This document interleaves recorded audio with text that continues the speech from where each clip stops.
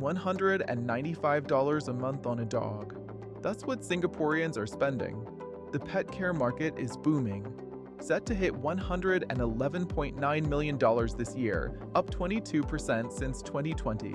We're talking pet yoga, aquatic fitness, luxury pet hotels.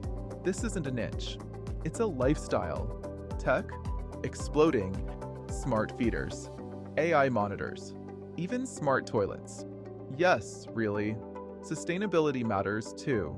Organic food, biodegradable toys, eco-conscious pet parents are driving demand.